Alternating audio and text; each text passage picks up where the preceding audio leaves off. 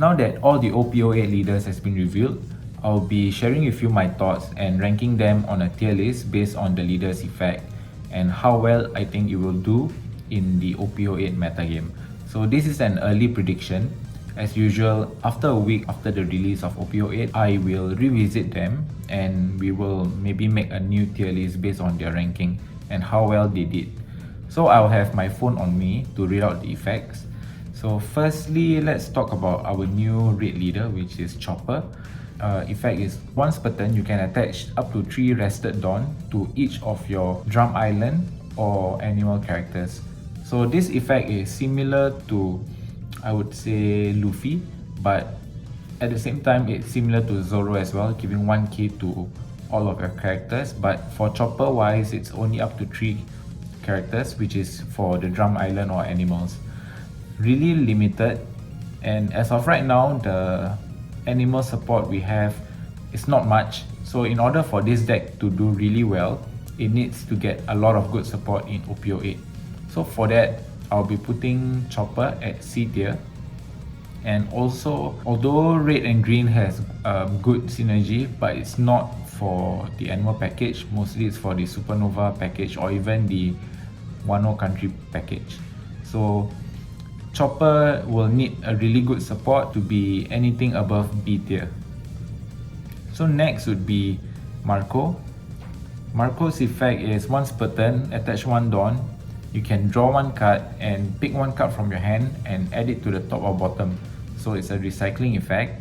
And then one of your opponent's character for this turn minus 2000. So it's a really good effect. It's very reminiscent of Sakazuki Leader, where you get to cycle through your deck. And that minus 2000 is similar to Red Purple Uta, but you don't have to discard a card.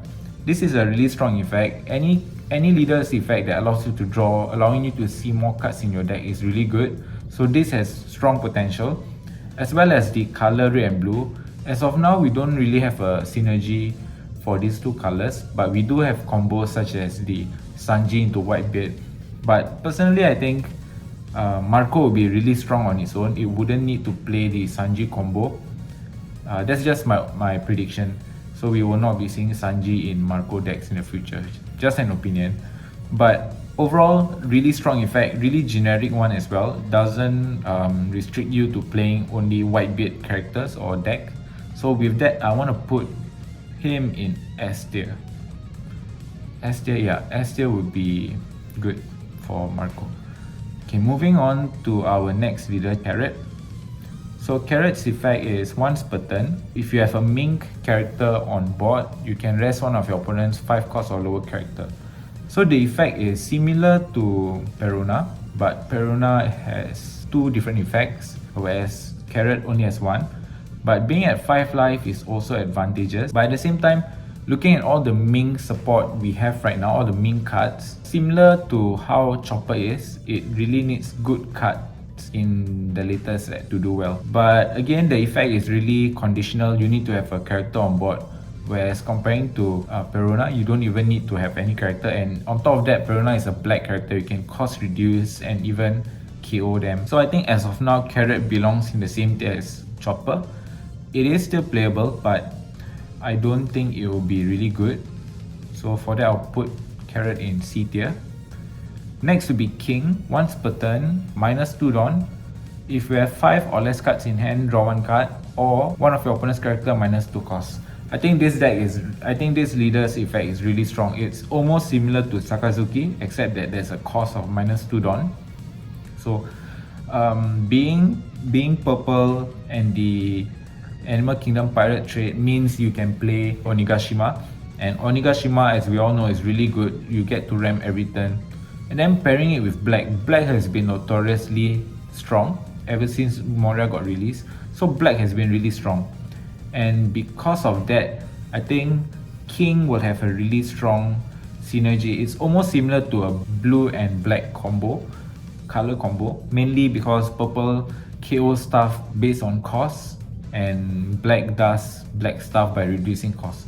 So I think this deck is really strong. It even has access to 10 cost Kaido, which is a bot nuking effect.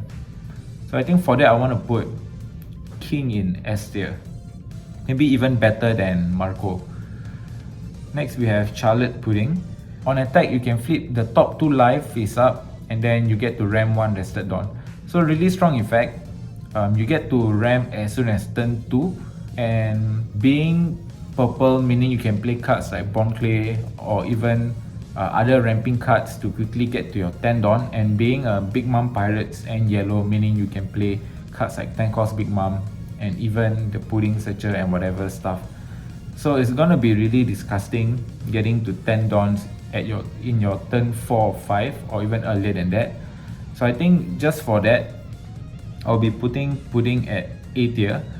Its effect is not as broken because let's say you have 1 life face up and then below that it's face down. You cannot use the effect because it has to be 2.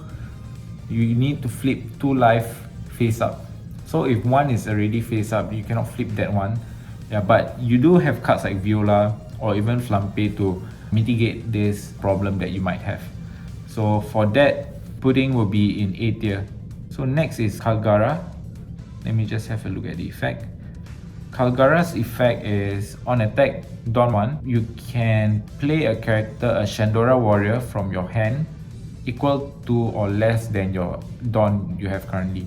And then after you play that character, you add 1 life from your top of your life to your hand.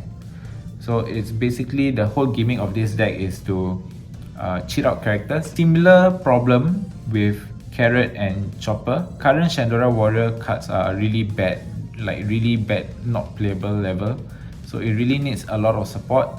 But at the same time, its effect is really strong. So imagine you're at 10 Dawn and we have a 10 cost or 9 cost Shandora Warrior. So you just attach 1 Dawn to Kalgara and then you attack using the effect. You can play down a 10 cost or 9 cost Shandora Warrior for just 1 Dawn attached to your leader and attacking. And then you have 9 extra Dawns to play maybe your Yamato or even your Katakuri. So it's a really strong effect. The drawback is that you have to take your life, which makes me feel like it's a glass cannon deck, but it does have strong potential and I'm quite excited to see what support it gets, especially if it gets a Shandora Warrior with Rush. I think it's going to be really strong and pairs really well with this. We have to see what cards it gets. But as of now, based on its effect alone, I'll put him in tier B. It has really strong potential. It will be similar to like how I feel Bello Betty plays, I think. So that is my current prediction for this OP08 leader tier list.